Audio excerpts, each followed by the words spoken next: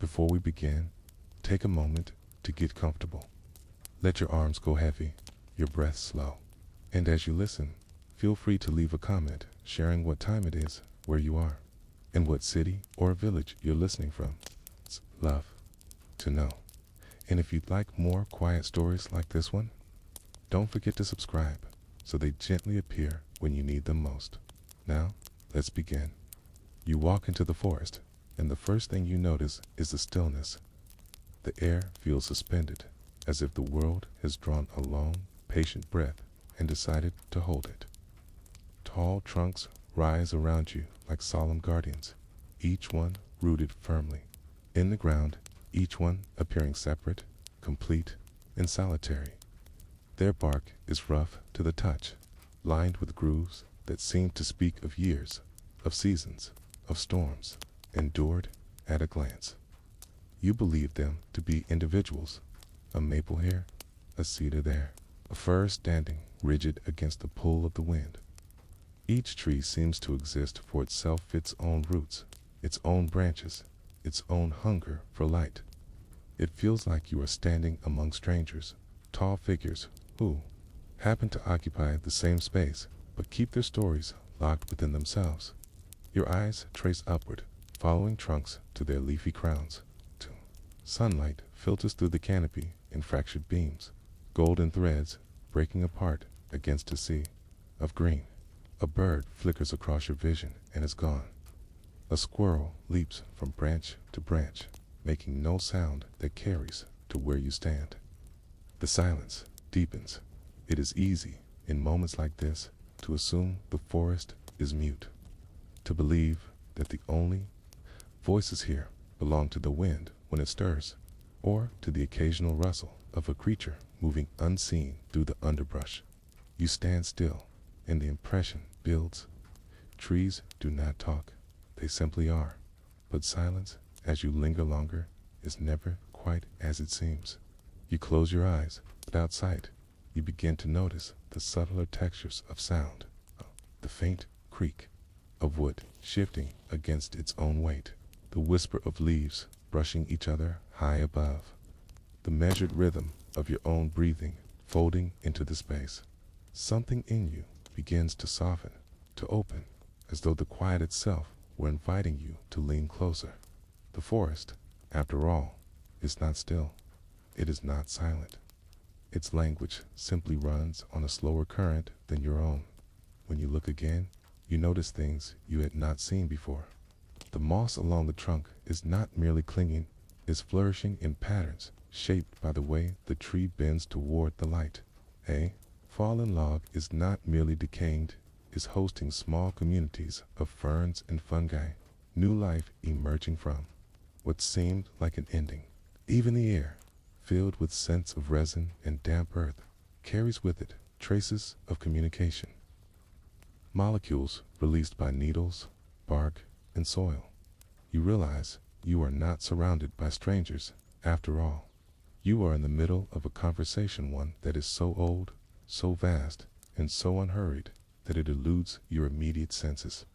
Trees are speaking. They simply do not use words. Instead, their voices drift in molecules, carried on invisible pathways beneath the ground. They move in rhythms too slow for your pulse, in patterns too subtle for your ears.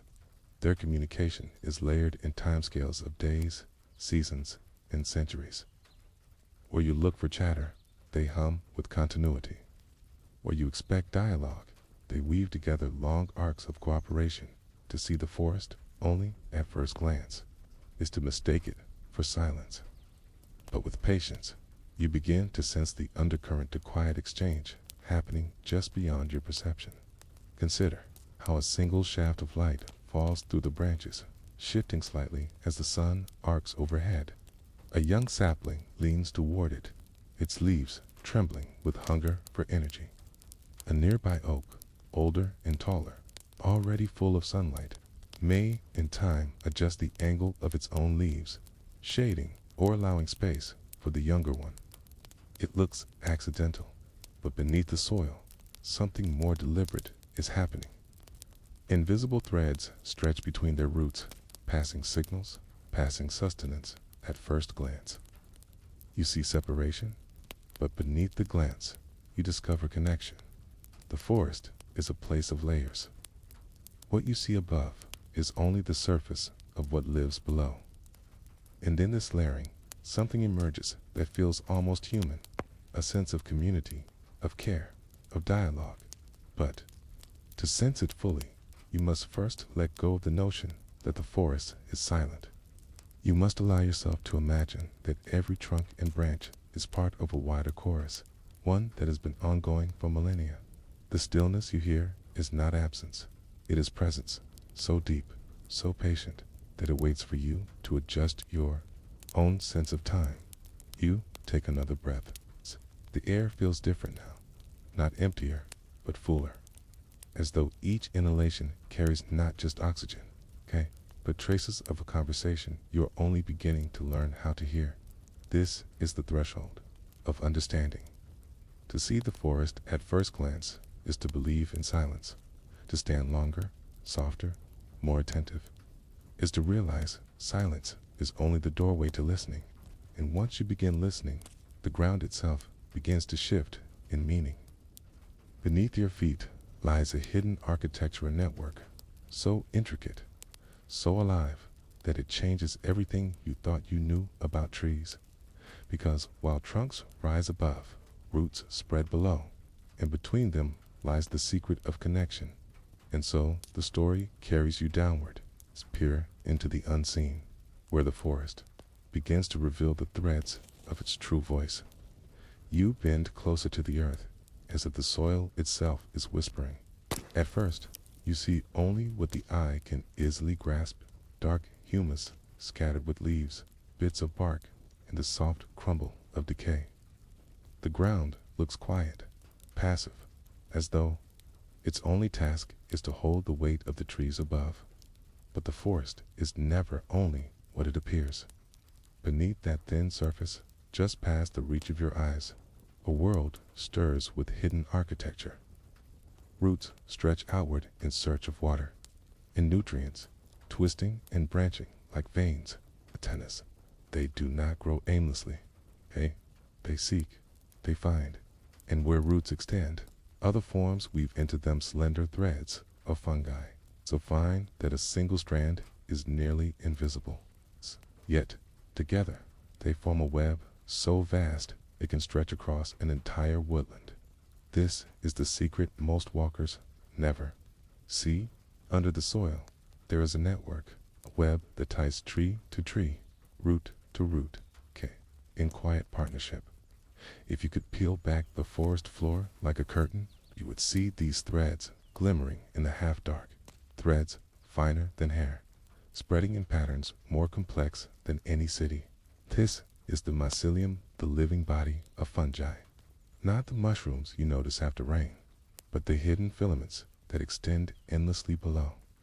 They lace themselves into roots, into soil, into the spaces between. And in doing so, they create a vast underground system where signals, water, and nutrients can move. The soil is not still. It hums with quiet exchange. Imagine, for a moment, a map of stars at night, constellations drawn from tiny points of light scattered across the sky. Now inverted, and instead of looking upward, imagine looking downward into the earth. Each root tip is a star. Each filament of fungus is a line connecting one star to another. And just like a constellation tells a story, this network tells a story of survival. The trees, once thought of as solitary, are in fact bound into a community. Their roots are the beginning, but it is the fungi that complete the picture. Without the threads of mycelium, the connections would be weaker, thinner, less alive. With them, the forest becomes something more than the sum of its parts. The threads act as messengers. They can carry nitrogen, phosphorus, and water from one part of the forest to another. They can pass chemical signals that warn of danger or encourage growth. Through these networks, the needs of one tree can be answered by the strength of another. And so, under your feet, the forest is alive with conversation. It is not the kind of conversation you are used to. It is not carried by sound waves or spoken in words. It is slower, quieter, folded into molecules that take time to move. But it is conversation nonetheless, rich, deliberate, and older than human speech itself. The secret beneath the soil is not only that roots and fungi connect, but that these connections matter. They change how trees live, how they grow, how they endure. A lone tree can survive for a while. A connected tree can survive for centuries. Think of the way rivers work. A single stream carries water forward, but a braided river with many channels, weaving together, holds more resilience. If one channel dries, another flows. If one floods, others absorb the overflow. In the same way, the forest network acts as a braided river of life beneath the ground. It buffers, it balances, it supports what you see above straight trunks, strong crowns, solitary forms is only the surface layer. It's the real heart of the forest. The true lifeblood lies in the soil where these threads interlace. And these threads, remember, a season of drought leaves its trace in the way roots and fungi adjust their pathways. Fire leaves signals of carbon and ash that shift the soil's chemistry, reshaping the way the network connects. Even in times of abundance, when rain is heavy and light is strong, the soil remembers the roots of generosity, the channels where nutrients once flowed. These are not memories like yours, stored in the folds of a brain. They are memories inscribed in matter, in the way connections form and reform. To walk in a forest without sensing this is to see only half the picture. You imagine for a moment what it might be like if you could shrink yourself small enough to wander inside the network. You would travel among tunnels of lightless threads, stretching from one root to another. You would feel pulses of moisture moving through, trickles of phosphorus drifting like slow rivers. You might notice signals passing, tiny molecular messages, traveling with intent. It would feel like walking through a vast city at night, where pathways glow and flicker with unseen traffic. And though you would not hear voices, you would sense intention. The network does not speak for the sake of speaking. It speaks because survival depends on it. Roots alone cannot reach every mineral. Fungi cannot produce their own sugar. Together, they trade. Trees give carbon, crafted from sunlight. But fungi give back phosphorus, nitrogen, waterol, drawn from places the roots alone could not touch. In this quiet economy, both sides thrive. And through this partnership, the network grows stronger, weaving its hidden net across the soil. To you, it looks like dirt. To the forest, it is lifeblood. The deeper you imagine, the more you sense the magnitude of this hidden world. Studies show that in a single handful of soil, there can be miles of fungal threads, miles, all coiled, interlaced, moving silently in the dark. And so, when you stand in the forest, you are not just standing on earth. You are standing on an ancient intelligence one that organizes itself, shares resources, and persists long after storms pass. The secret beneath the soil is not only that trees are connected, it is that life itself has chosen connection as its deepest strategy. Everywhere, beneath your steps, the web is at work, quietly, steadily, shaping what grows above. And if the soil is alive with hidden threads, then perhaps what we call silence is only another kind of listening. Already, the ground is pulling you further, drawing you toward the next revelation. Because once you sense the threads, you must meet the ones who weave them. The fungi who stitch tree to tree, life to life, across the dark. And in that meeting, the forest's voice grows clearer still. Beneath the forest floor, a quiet weaving continues. The soil is not just earth. It is alive with filaments so delicate they are almost beyond vision.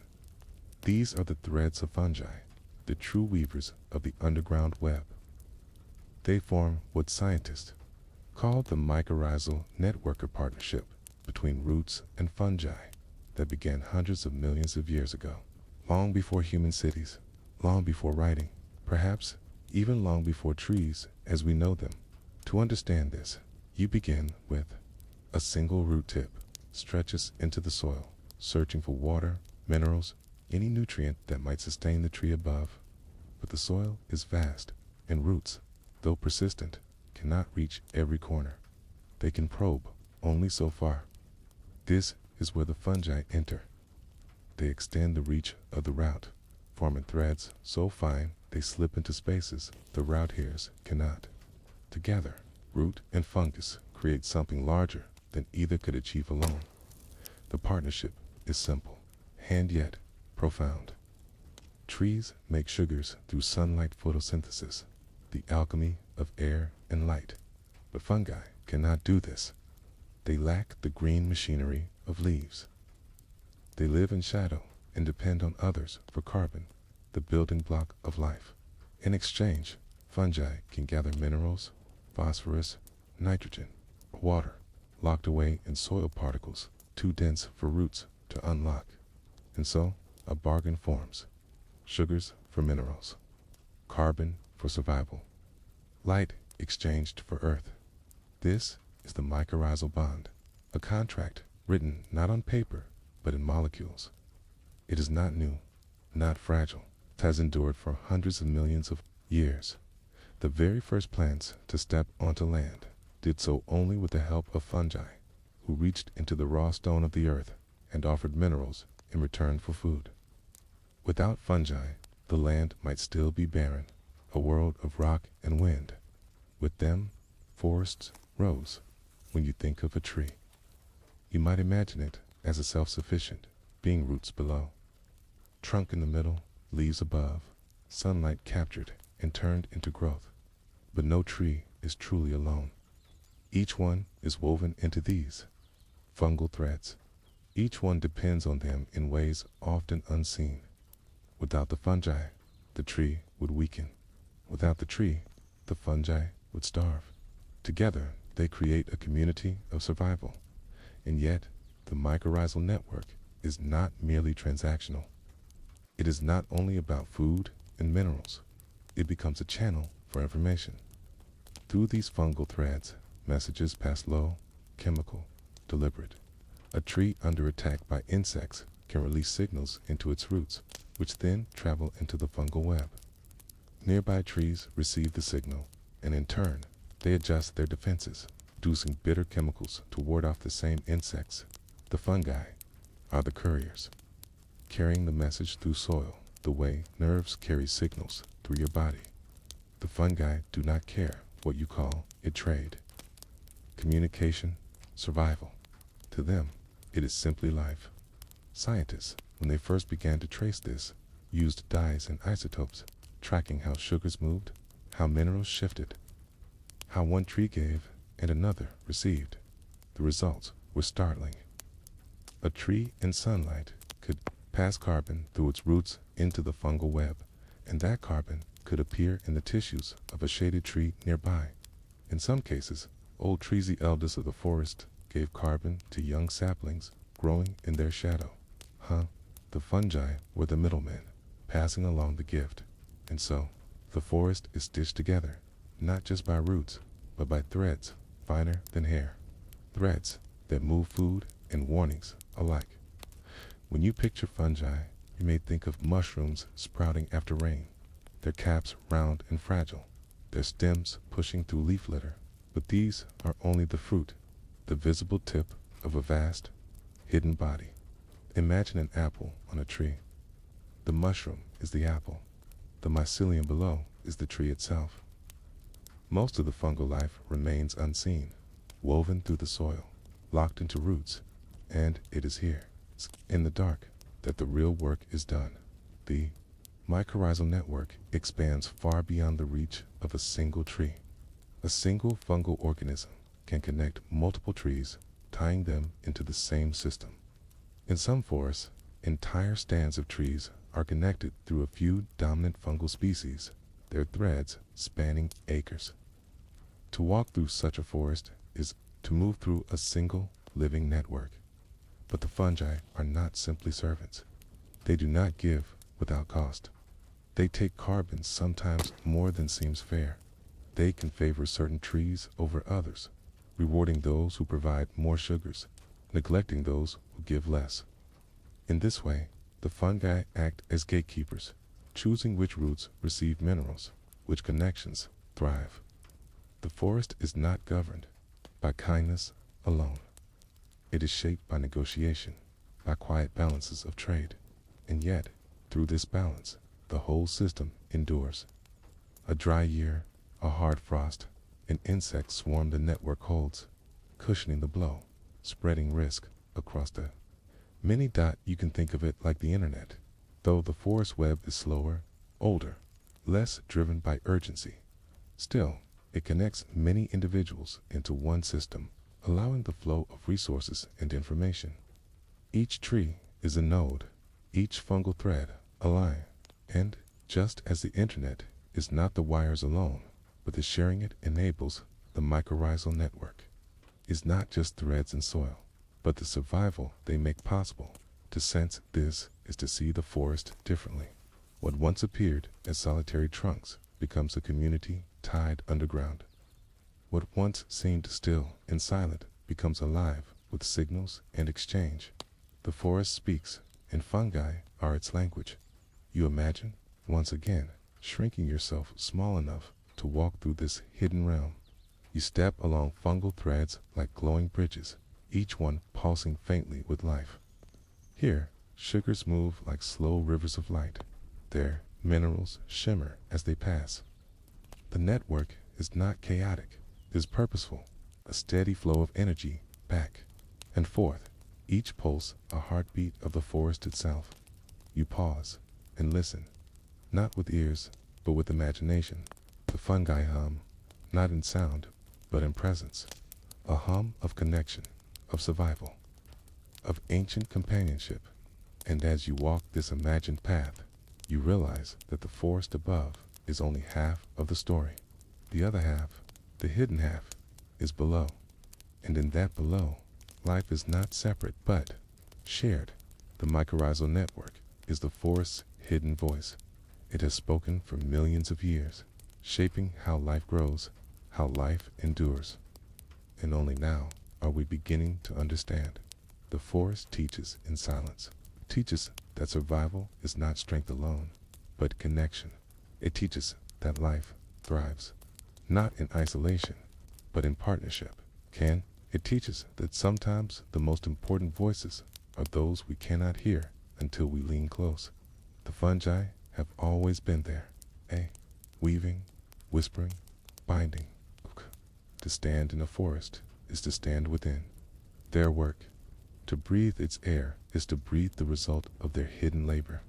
You step back, cons closed, and imagine the roots, the threads, the filaments all twined together beneath you. It is not just a web of survival, but a web of meaning. And yet, as complete as it feels, the network is still only part of the story. Because if fungi carry signals, then what exactly are those signals? What language do trees and fungi share? So slow, so chemical, so unlike our own. It's already the next question stirs. If the web is the channel, then what is the message? The forest leans closer to answer. When we think of language, we imagine sound, voices lifted in words, air vibrating, meanings exchanged in quick bursts. But not all communication needs ears. Some of the most ancient languages of life are not spoken, not heard, not even seen. They are chemical, drifting through air, seeping into soil, dissolved in water, sobbed in silence. Trees, fungi, and countless other living beings speak in this slower, molecular tongue. It is a language without letters, without grammar, but filled with meaning. And in forest, it is the foundation of survival. Consider the leaves of a single tree. They shimmer in sunlight, drawing in carbon dioxide, releasing oxygen, creating sugars. But they are not passive. When insects begin to chew, the leaf responds. Its tiny wounds tear open, and within moments, molecules are released into the air. are volatile, organic compounds, airborne chemicals that drift outward, carrying a message. To us, they may be sent. To another tree or to an insect, they are a word. The message is simple. Danger, nearby leaves. Even on neighboring trees, detect these drifting molecules. They too begin to prepare, thickening their tissues, producing bitter compounds that insects dislike. What began as a single wound becomes a warning across the forest, passed not by voice, but by chemistry. The fungi, woven into roots, expand this language underground. Signals that cannot travel far through air may instead move through soil, carried by fungal threads. When a tree's roots encounter stressed too little water, too much salt, an invading pathogen, they release molecules into their shared fungal partners. The fungi, in turn, relay the signals to nearby trees. It is as though the forest has both an above-ground whisper and an underground murmur, both speaking in the same chemical dialect. The words are not fast. They do not leap instantly as human speech does, but they are effective, steady, deliberate. They allow life to anticipate, to prepare, to share knowledge of threats. Science has revealed glimpses of this language, though it remains only partly understood. Researchers have tracked how one tree under attack by caterpillars can trigger nearby trees to produce more tannins, compounds that make leaves less palatable. They have measured how chemical signals released from roots alter the growth of neighboring plants, and they have mapped how these molecules travel through the fungal network. Their path slow but undeniable. It is not language as we know it, but it is communication nonetheless. Imagine for a moment the forest at night. The air is still, the leaves unmoving. To human senses, it seems silent. But in the molecular world, messages drift constantly. Molecules rise and fall, invisible yet abundant, carrying warnings, invitations, negotiations to insects. The air is filled with meaning. To trees, the soil is alive with signals. Each chemical has its own role. Some attract pollinators with sweetness. Some repel predators with bitterness. Some summon allies, like wasps, that attack the insects, chewing on leaves. Still others shape growth-encouraging roots to branch, or leaves to widen, or flowers to bloom at just the right time. The fungi, as ever, are the translators. Their filaments gather molecules from roots, pass them along, and release them again elsewhere. They are both bridge and courier. Through them, trees send nutrients, yes, but also sentences.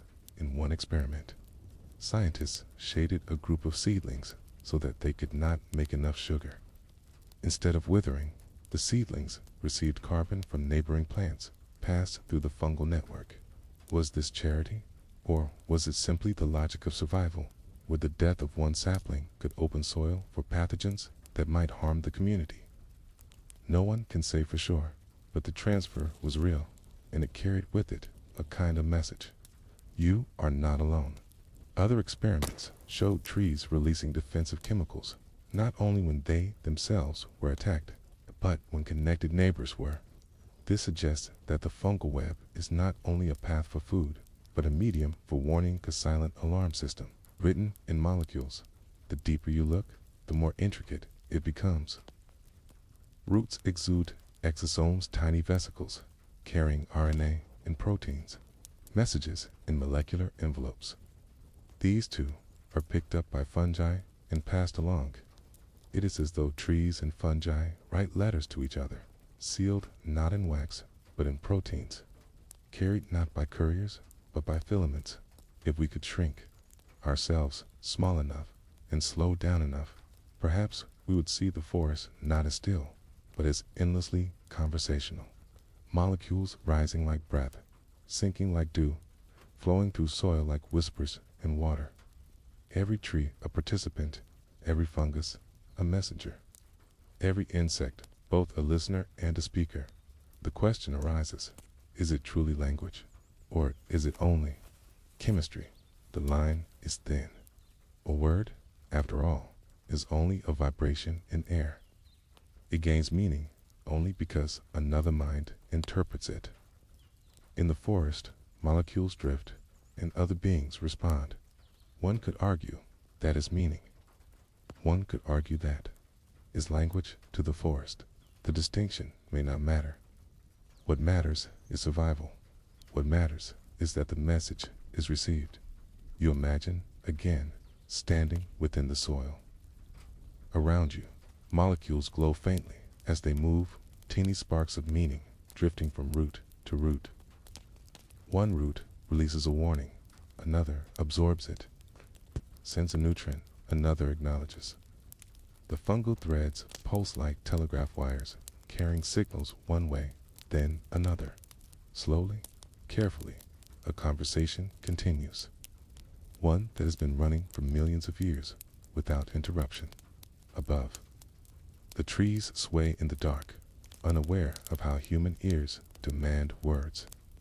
Below, the forest speaks in its own way, and so the forest becomes not only a community of survival, but a community of voices. Each plant and fungus speaks, each one listens.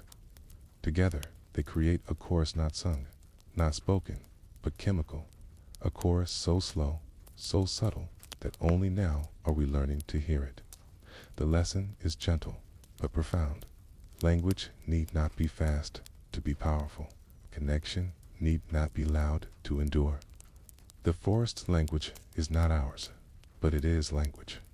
All the same, and if the soil holds such conversations, it leads to a larger question. If trees and fungi speak, then who listens longest of all? Which among the forest's beings receives the greatest share of messages, absorbing them, shaping them, weaving them into survival? The answer may lie not in leaves, not in trunks, but in roots. For the roots are not just anchors in the ground. They are the ears of the forest, pressed into soil, listening to every chemical word. When you walk among trees, it is easy to see them as separate. Each trunk rises from the ground alone. Each crown stretches upward. Each root digs deep. From a human perspective, they appear as individuals, standing in quiet competition for sunlight in space. But step into the slower rhythm of the forest, and you will see a truth that feels almost tender. The trees are not merely rivals. They are parents. They are caretakers, considered the oldest giants of a woodland towering pines, ancient firs, wide oaks with barks scarred by centuries. Their branches reach so high that little light slips past them to the soil below. In the dim shade, seedlings push their first leaves, fragile, too small to catch the sun. On their own, many would wither before they ever reach the canopy, but they are not entirely alone.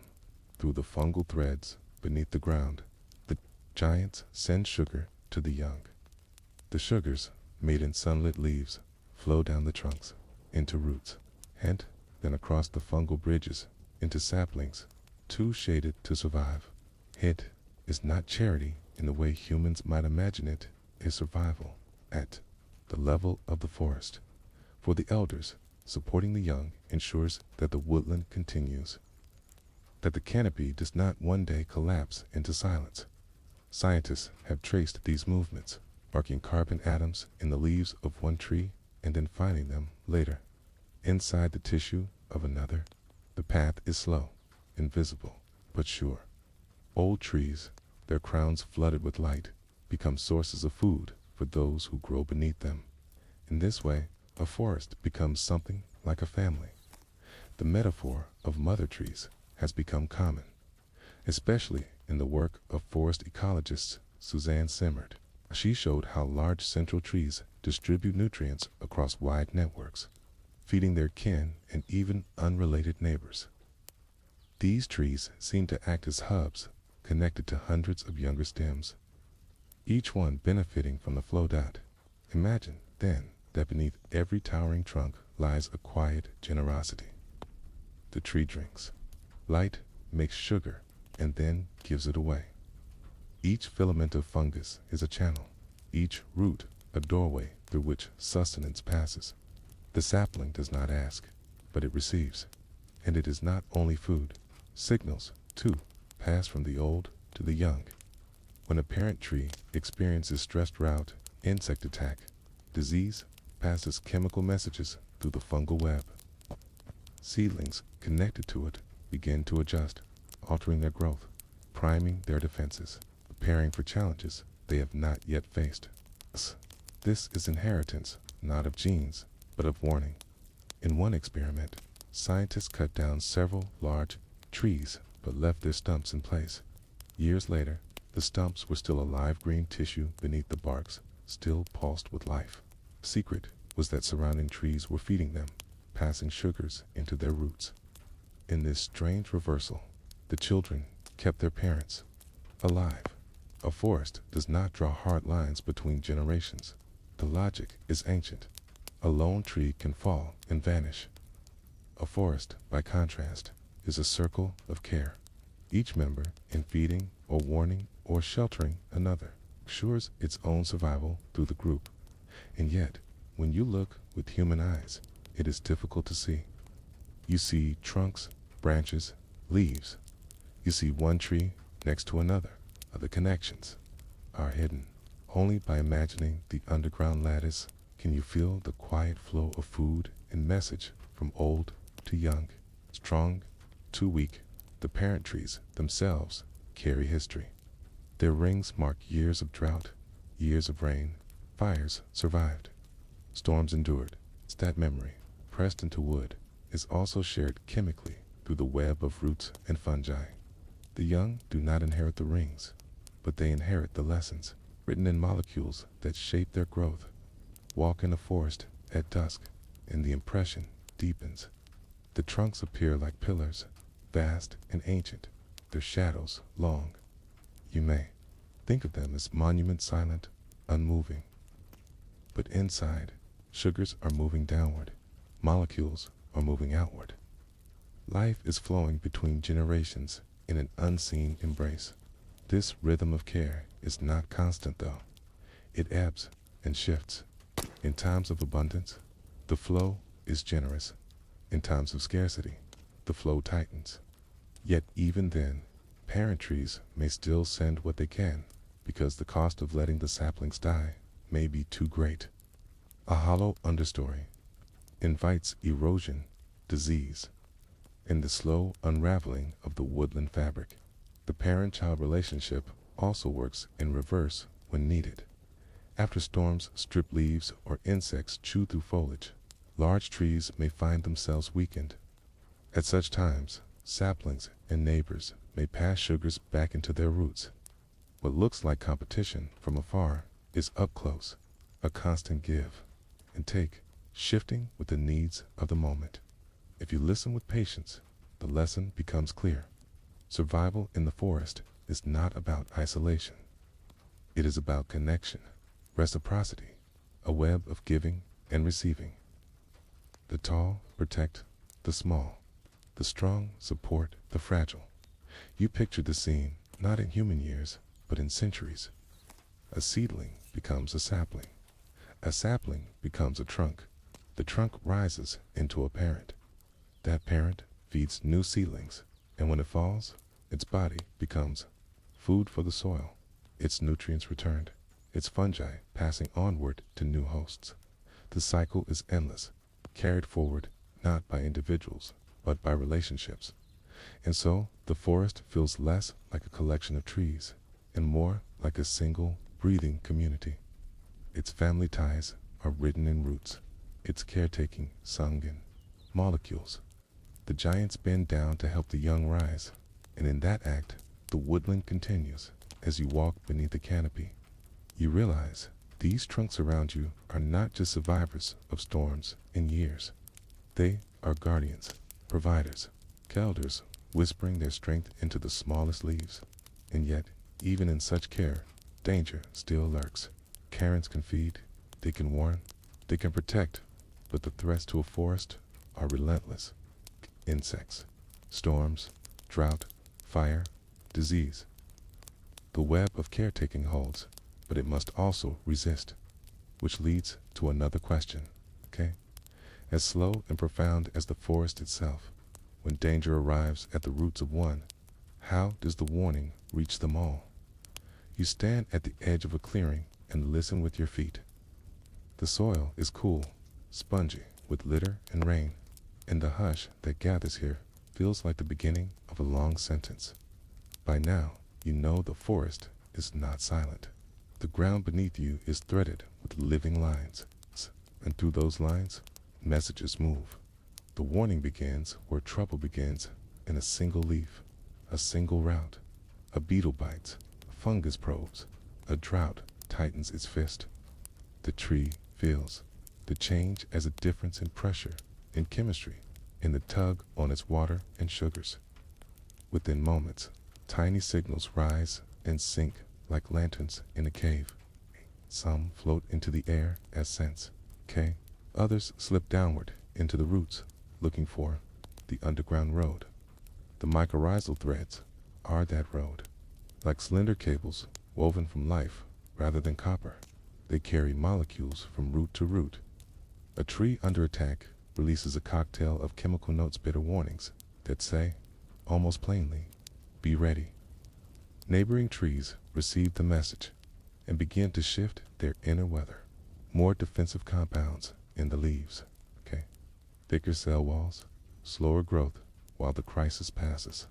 It is not panic. It is rehearsal turned quickly to action. Above ground, leaves also release perfumes that drift on the breeze. To us, they smell like resin or green apples after a cut. To other leaves, they are syllables. It's two predators of the herbivores. They are invitations. Wasps come when caterpillars chew, okay? Ladybirds when aphids bloom. The forest is not only warning itself, okay? It is recruiting allies. Underground. The signal follows slower paths. Roots exhale tiny packets, fractions of proteins, and strands of information, picked up by fungi and delivered to others. Scientists call the effect priming. A neighbor is put on alert before a threat arrives, so the second bite hurts less than the first. The lag between message and response can be hours or a day. But for beings that measure life in rings and centuries, quick, you picture it as a dim network map under your boots, small flares lighting in sequence. Here, a spruce stiffens its resin. There, a birch shifts sugar away from tender tips. Farther downslope, a maple slows new buds. The flares are not light, of course.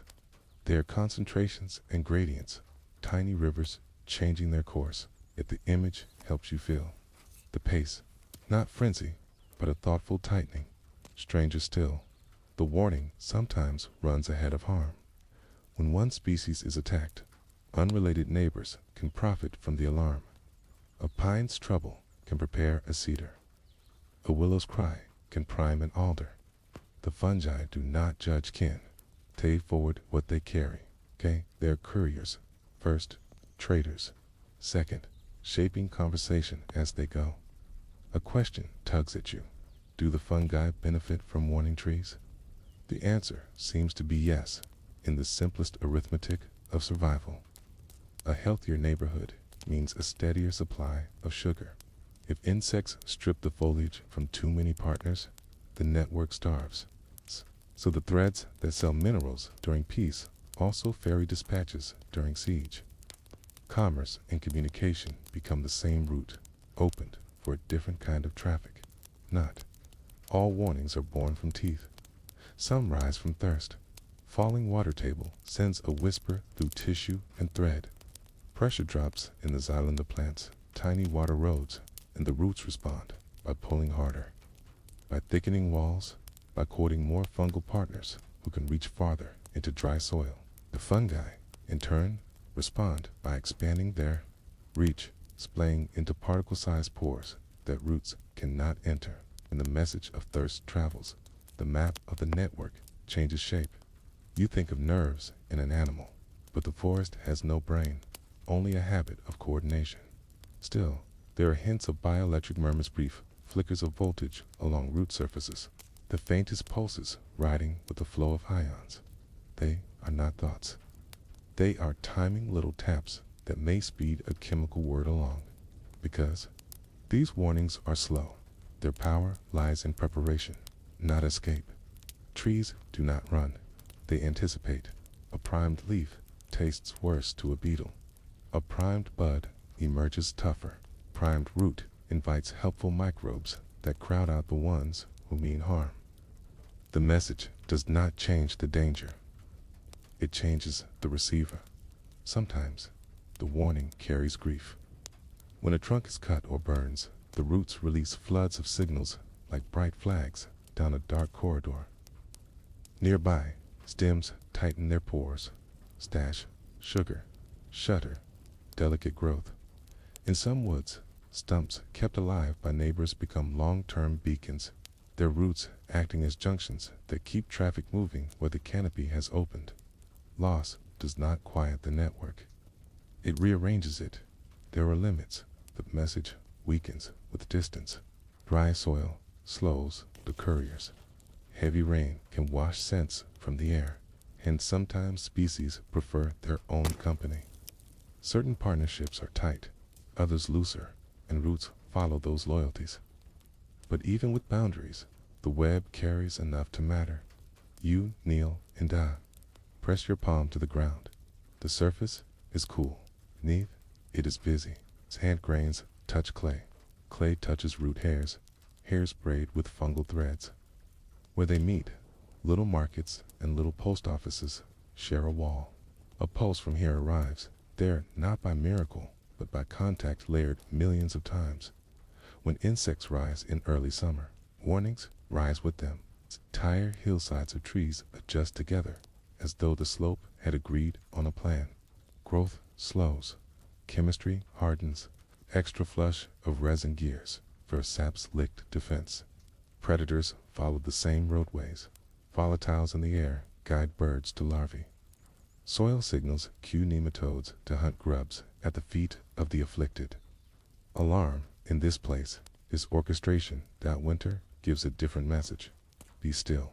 The network does not sleep, but it whispers. Sugar flows dull to a crawl. Minerals creep. Signals hover like breath in cold air. Priming in winter is patience dreading the loom for spring. Humans have only recently learned to hear these alarms. Dyes and isotopes traced the roots. Electrodes caught faint pulses.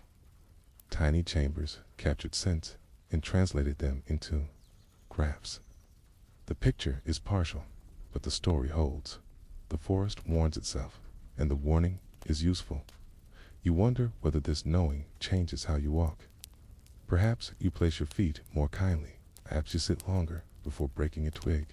When you touch a leaf, perhaps you imagine the sentence that touch begins. The network is not a parliament. It is a commons. No single trunk decides. The signals mingle, some cancel, repeat.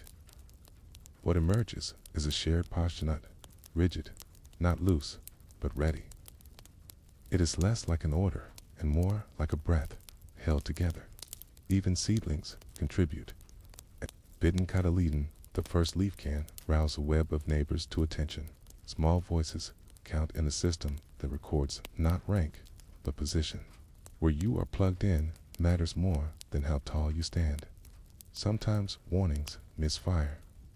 A harmless graze can look like attack. A clouded day can smell like smoke. The cost of false alarm is small compared to the cost of surprise. So the forest errs on the side of readiness, as many living systems do. There is a humility in this pace. Our alerts shout and blink. Theirs seep and settle. We push messages across continents in a second. They send them across a hillside in a night. Yet both are trying for the same prize. A future that still includes us. You look across the clearing and imagine the next storm. Lightning cracks a crown. Wind tears a limb. Within hours, the roots below will flare with instruction seal. Slow. Safe. Fungi will redistribute traffic around broken junctions. Insects will arrive, some harmful, some helpful. The gleam of sap will harden like varnish. what looks like ruin becomes rehearsal again. If warning is the forest's first defense, sharing is its second. A message that says be ready is soon joined by a gift that says endure. In drought, in shade, in crowded youth, some stems cannot make enough on their own. Then the same roads that carried alarm carried aid, a trickle of carbon, a sip of water, a handful of mineral kindness.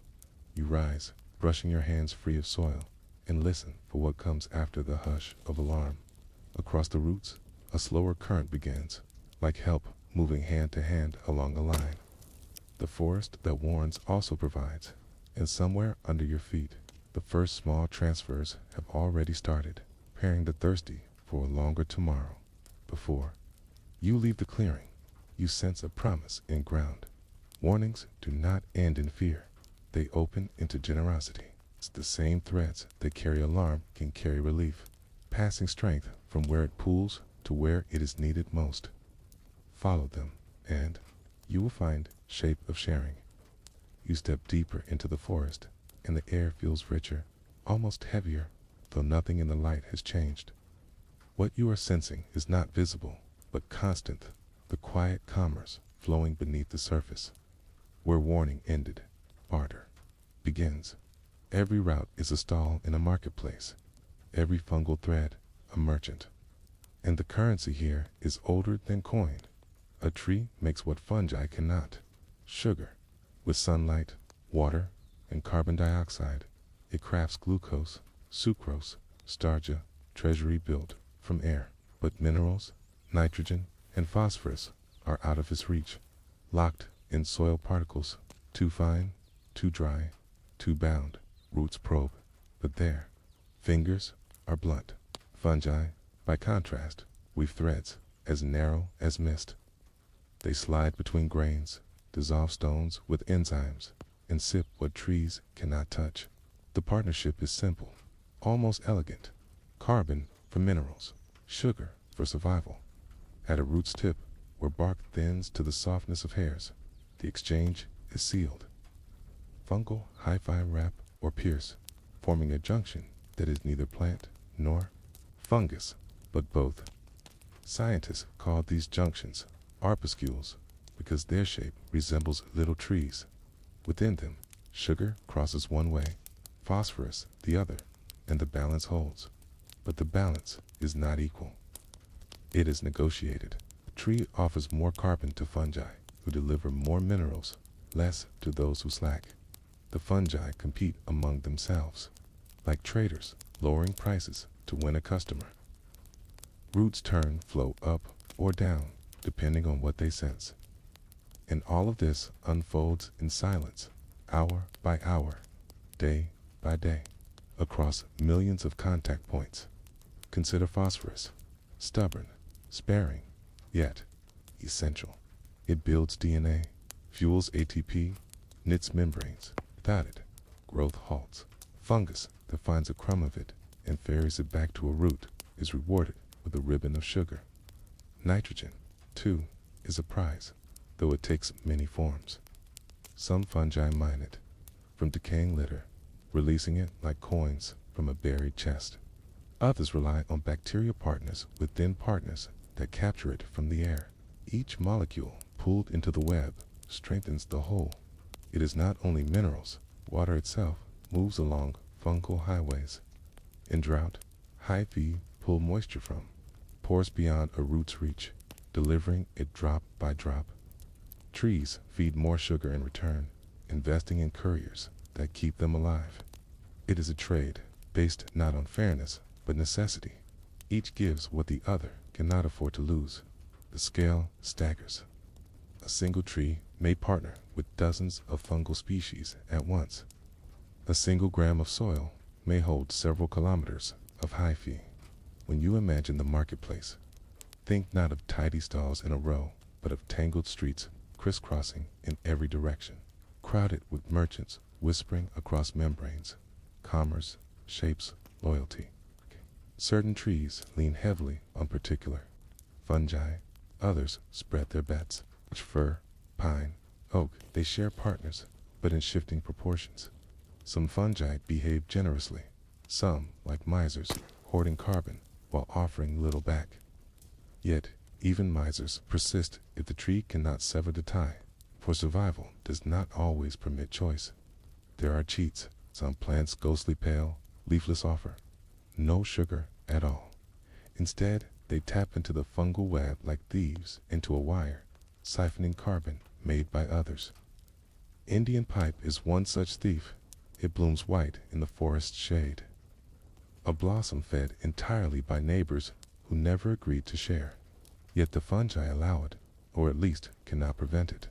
The network tolerates parasites as well as partners, 'cause exclusion is costly.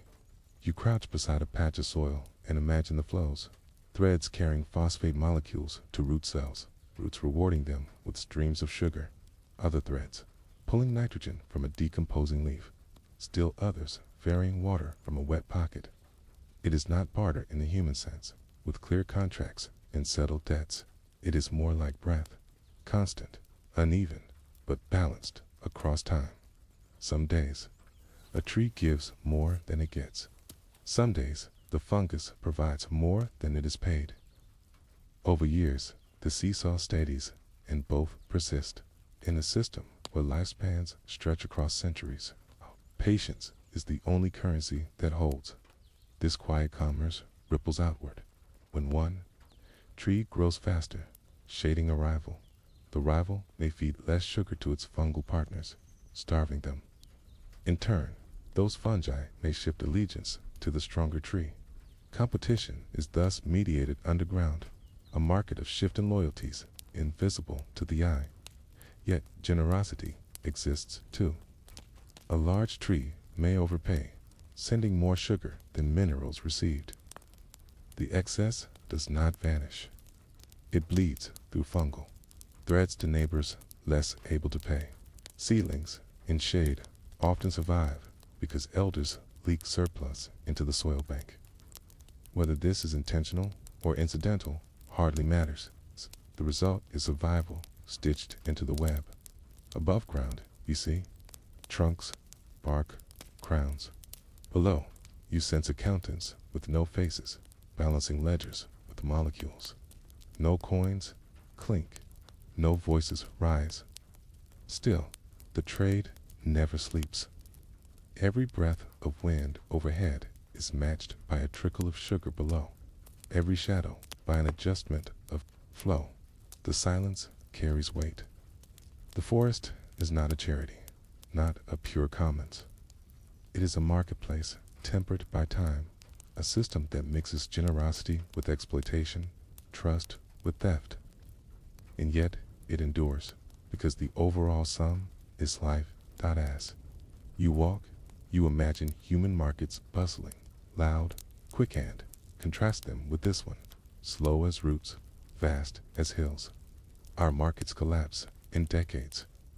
Theirs have lasted since the Devonian period, hundreds of millions of years. Fungi partnered with plants before animals walked on land. What we see today is not invention, but continuity, a contract signed in the deep past and never revoked. The path beneath you softens, and the canopy thickens, shading you into twilight. Somewhere in the ground, sugars are sliding outward, minerals inward, drops of water carried like coins in invisible purses. The forest does not need witnesses for this trade, but here you are, pausing, listening. It's part of the audience. You realize that to stand still in this marketplace is to be surrounded by exchange. Every breath you take oxygen from leaves, carbon, return folds into the same logic. You two are trading, though without consent. The forest provides, and you pay with your exhale. The commerce continues, slow and sure, patient as stone. Tomorrow, it will still be here, the same trades rehearsed, the same bargains struck, long after your steps have faded from the path. You pause in the dimness of the forest and feel the pace of your own body or pulse, your breath, your thoughts tumbling quickly, one after another. Then you imagine the tempo beneath your feet. Spring forest is speaking, but it is not in any hurry. Its words are signals, and its sentences may take days to travel. Its conversations stretch across seasons. Its memory is measured in centuries. When we think of communication, we imagine speed. Words leap from lips in fractions of seconds. Signals race along nerves like lightning. Even our devices make us restless if they take longer than a heartbeat to respond. But for trees, slowness is not weakness. It is the natural rhythm of their bodies and their world. A message here begins with a change of bite from an insect. A drought, a sudden shade. That change triggers a chemical shift inside the cells. A cascade starts. Hormones, defensive compounds, sugars moving differently, roots altering their exudates. These changes seep outward from one root tip into the fungal web, passed along, like droplets merging into a stream. But streams and soil do not rush like rivers. They creep. The molecules dissolve, are absorbed, are released again. Hyphae do not sprint, they glide. A warning signal may move just a few centimeters per day, sometimes less. To us, that is nearly stillness. To a tree, it is exactly fast enough, because the forest lives on a different clock. A tree that stands for 400 years does not need instant news of an aphid on its bark. It needs resilience across decades, strategies that unfold over time. Its talk is not chatter, but liturgy repeated, measured, slow. Fungal networks mirror this patience, conducting information at a pace matched to roots, leaves, and seasons. Imagine a conversation between two great oaks. One, bitten by caterpillars, leaks a signal into the soil. Days later, the second begins to increase its defensive tannins, readying itself. To us, that gap would seem hopelessly late. To the oak, it is well timed, for the attack itself may unfold. Across weeks, slowness is not delay, it is alignment. Even in above-ground signals, the tempo is deliberate. A tree under attack may release chemicals into the air that drift to neighbors. These molecules, volatile, organic compounds, warn others to prepare, but their effect is not instant. The receiving tree must sense, translate, adjust its metabolism. Hours may pass before tannins rise, before defenses strengthen. Still, in the time scale of leaves, that is swiftness enough. The forest hums, then, not as a quick dialogue, but as a drone, teach, a resonance. Each signal overlaps with the next, forming patterns across months. Scientists studying these flows have found rhythms that echo like music, pulses in spring as growth accelerates, waves in drought as water moves underground, echoes of stress. Long after a disturbance ends, you notice how human ears are tuned to short measures. We like melodies of seconds, beats of minutes. The forest sings instead in symphonies of years. A drought this summer may shape growth for a decade. Fire may leave a trace in the soil web for centuries. Roots remember, fungi remember, and their speech is weighted with this length. The tempo teaches patience. It reminds you that not all urgency is real. Some conversations are meant to linger. Some lessons arrive only if you are willing to wait. Science is just beginning to translate this. Slowness. Researchers place sensors in soil, track isotopes in sugars, measure the rise and fall of chemical flows. They map timelines where signals spread, not in seconds, but in slow waves. And they are learning to listen across scales like stretching our clocks until we can hear the cadence of trees. When you lean closer, you imagine time itself thickening. The chatter of your thoughts slows to match the forest. Seconds elongate. Minutes dissolve. You feel a different rhythm pressing against your own one that stretches across days, years, centuries. In this rhythm, urgency fades. To be late is to still be early. To wait is to participate. Every route, every fungal thread is part of a language. that does not rush to be heard, because it will be heard in time. And perhaps, okay, you think we might learn something from this tempo, to speak less quickly, to act with the patience of centuries, to measure urgency, not by the beat of seconds, but by the needs of futures yet unborn. The forest speaks in slow voices, and its slowness is its strength. For though each signal creeps, together they weave continuity, and continuity, not haste, is what survival demands. You step back, feeling as though you have just overheard a lullaby sung at the pace of mountains. A lullaby, not meant to end, but to go on growing quieter, then louder, then quieter again. And as the last echoes fade into the soil, you sense something deeper forming, a memory carried forward, a trace that lingers after the voices themselves have gone. You pause, breathing slowly, and realize something what has passed in the forest is not gone, stitched into the ground. Each signal that once traveled through the web leaves behind a faint outline like footprints in soft earth. Memory here is not written in words or carved in stone. It is dissolved into molecules, imprinted in living threads. It's carried forward in silence. The forest remembers through its networks. When a tree suffers drought, its roots adjust, narrowing their intake, changing the sugars they release into the soil. The fungi adapt with them, storing minerals differently, shifting their trade.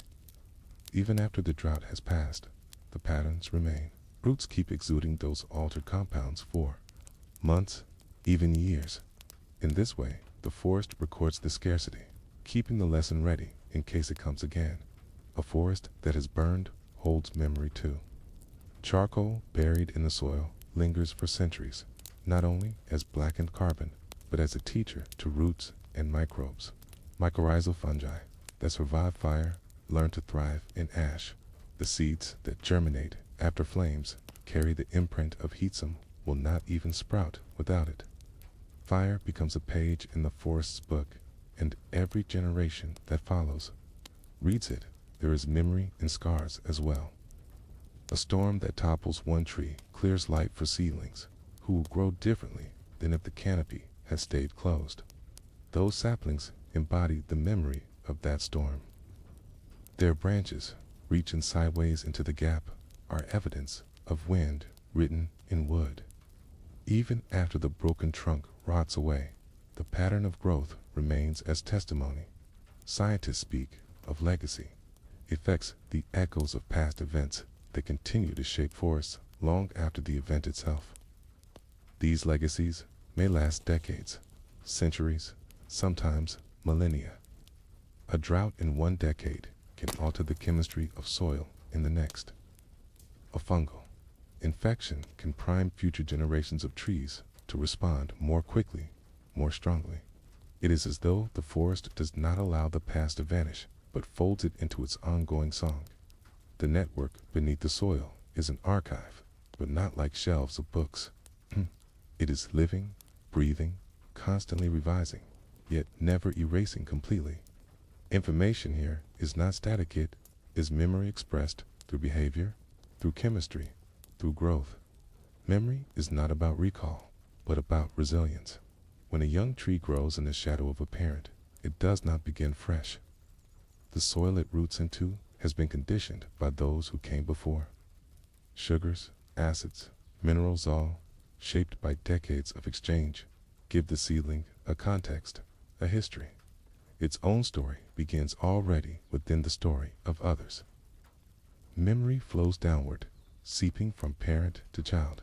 There are deeper memories still. Fossilized fungal threads, tens of millions of years old, reveal how ancient forests functioned. They tell us that even in those distant times, fungi and trees shared signals, resources, resilience. The memory of those partnerships is written not only in stone, but carried forward genetically, scribed in DNA. Each root tip today carries echoes of ancestors who survived ice ages, droughts, extinctions. The forest remembers loss as well. When species vanish, gaps remain in the network. Connections severed centuries ago can still shape the present. In some soils, fungi adapted to tree species that are now gone remain dormant, waiting for hosts that will never return. They are memories turned ghosts, a silent archive of absence. When you walk through a forest, you are walking through layers of memory. The air is filled with traces of past seasons. The soil hums with the chemical aftertaste of long-forgotten summers. Each trunk carries ring stem in times of drought, wide in times of plenty. Each ring is a year, a pulse of memory, stacked one atop another, reaching inward toward the beginning of life.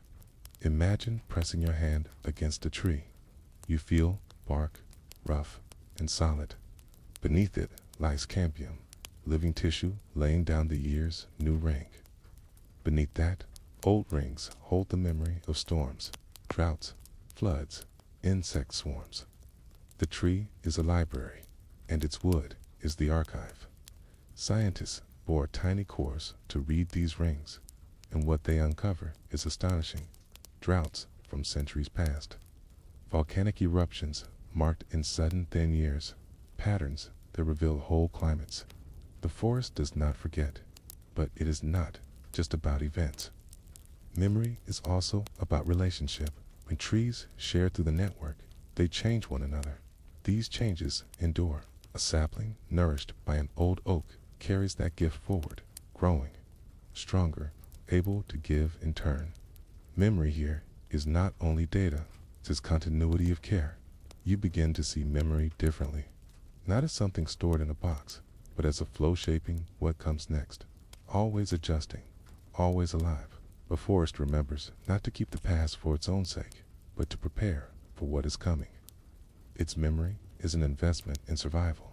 There is something humbling in this. We often think of memory as a human gift, bound to language and mind. But here, in soil and roots, is a memory that may be older, slower, quieter, yet just as powerful. The forest remembers without intention, without stories, without thought. Its memory is simply life, continuing in patterns, shaped by what has been. You feel the weight of that lesson? Your own body carries memory's genetic codes, immune responses, the subtle echoes of ancestors. You, too, are a living archive. Perhaps, like the forest, you do not need to hold memory consciously for it to shape you.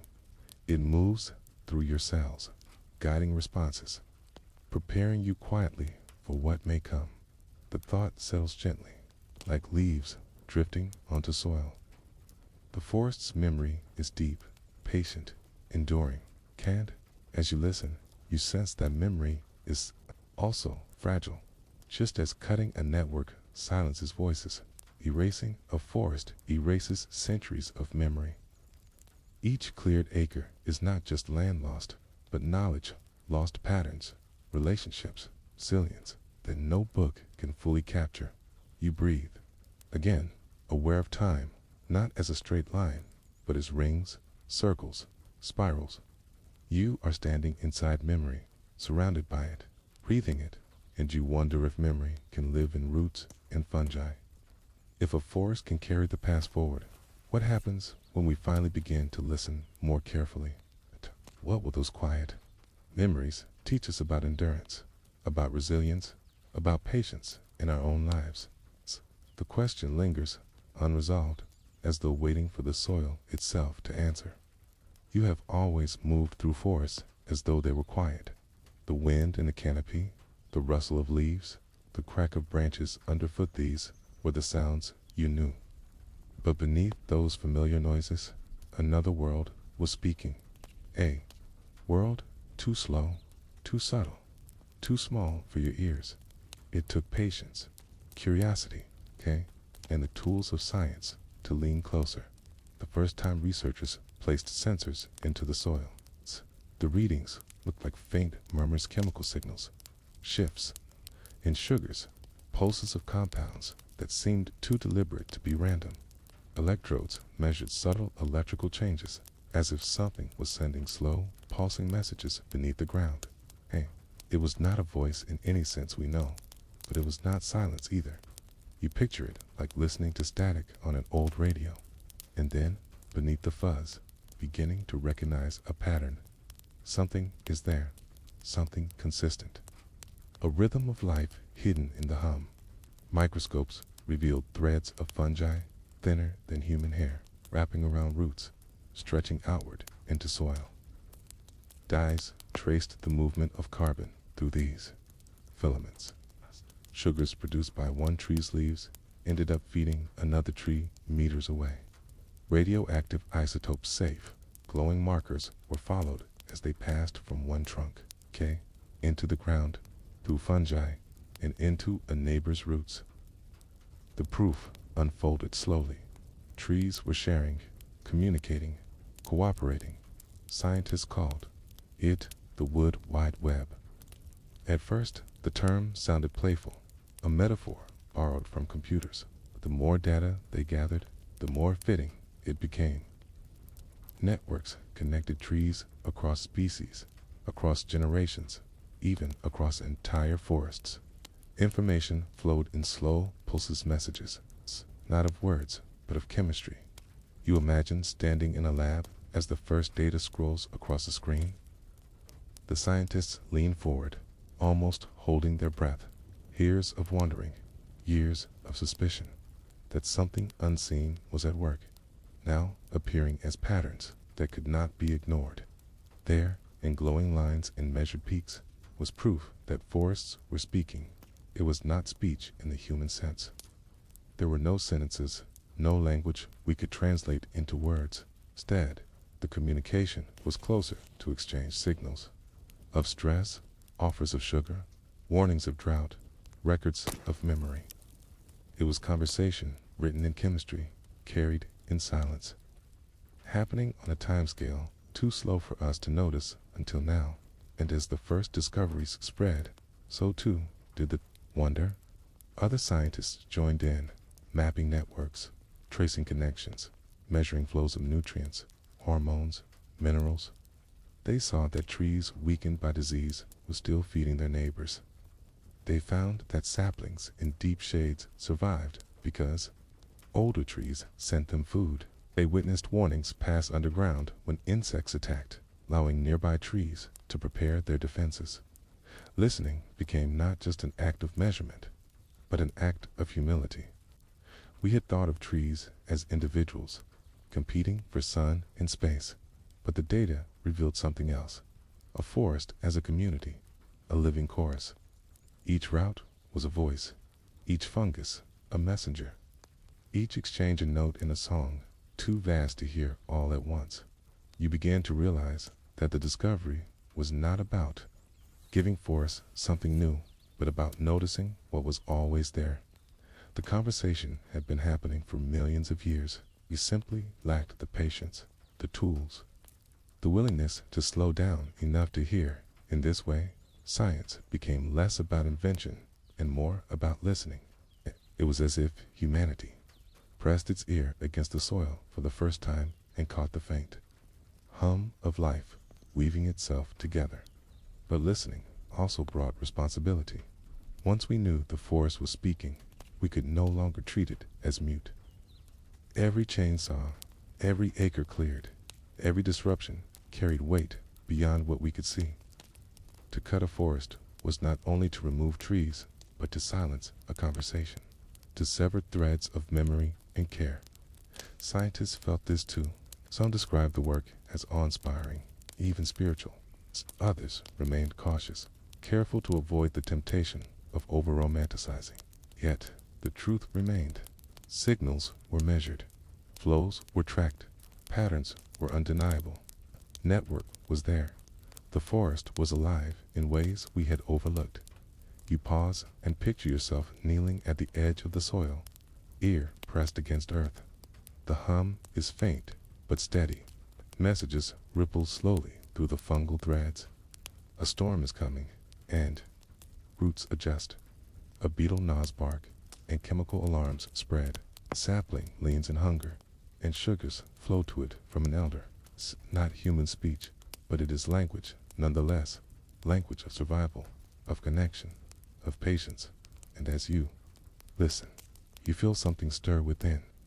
Perhaps we are not just learning about trees, but about ourselves. Perhaps we are being reminded that conversation does not always need words, that care can flow quietly, invisibly, yet change everything. The first time we listened, we heard only fragments, but fragments are enough to awaken curiosity, enough to know that silence was never empty, enough to glimpse that the forest has always been telling us something about endurance, about generosity, about living not as one, but as many. The chapter of listening has only just begun, and you wonder if the first signals we've heard are only the surface. How much deeper might the chorus run? What harmonies are still hidden, waiting for us to lean closer, waiting for us to slow our pace enough to hear them? The thought lingers, open, pulling you gently toward the next idea of how fragile this chorus truly is, and how easily, with careless hands, its voices can be silenced. You walk into a forest that has been cut. At first glance, it looks like the woods. No green leaves, shafts of light, tall trunks swaying in the wind. But something is missing. The silence is not the quiet of nature resting, but the hush that follows after voices have gone. It feels thinner here, as if something beneath the soil has loosened and come apart. The chorus of the forest is not only its birdsong or its rustling canopy. It is the hidden hum of connections beneath your feet, a living network of roots and fungi that once stretched, unbroken, through the earth. When a saw cuts through a tree, when the soil is churned and exposed, those threads unravel. You imagine it like a woven fabric being torn. Each root once held hands with another, each fungus stretched out like a bridge between trees. Together, they formed a web strong enough to carry messages, to hold memories, to share life. But when enough threads are cut, the fabric frays.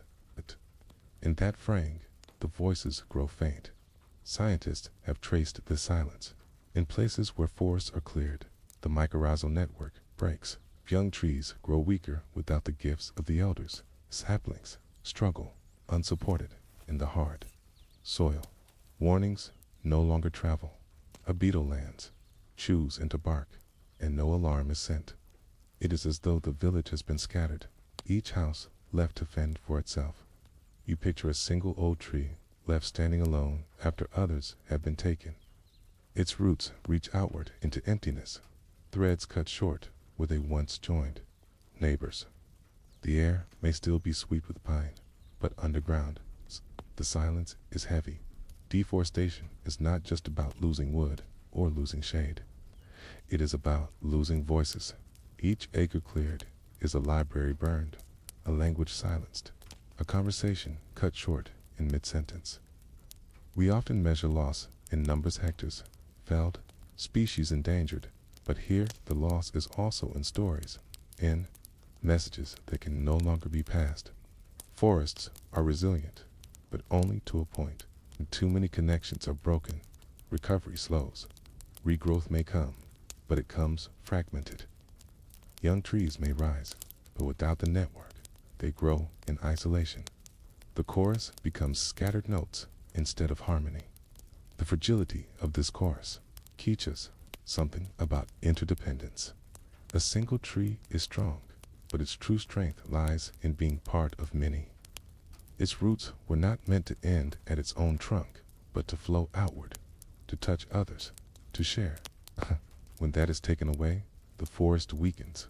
And so, scientists who listen to these networks also mourn their breaking. They see how quickly centuries of connection can vanish in days of logging.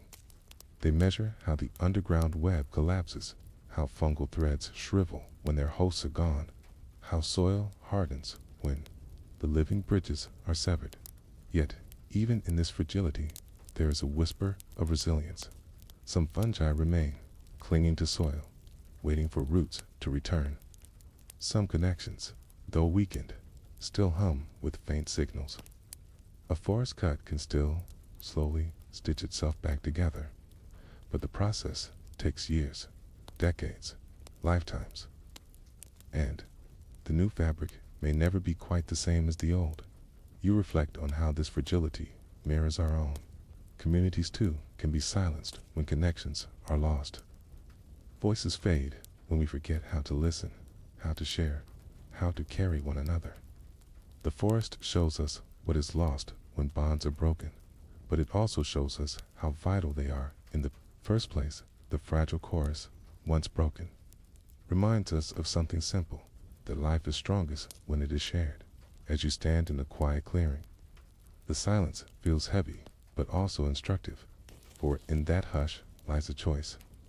Do we let the silence deepen, or do we learn to listen more carefully to preserve what still hums beneath the soil?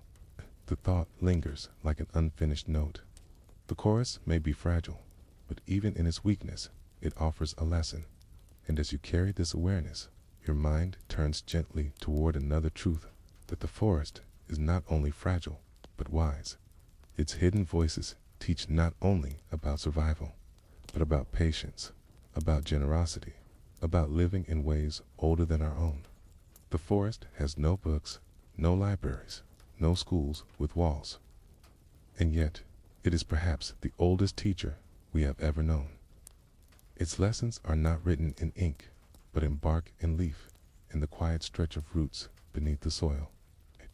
If you walk slowly enough, if you pause long enough, you begin to notice what the forest has been teaching all along. The first lesson is patience. A tree does not rush to grow. It does not sprout in a day, nor does it demand to reach the canopy in a season.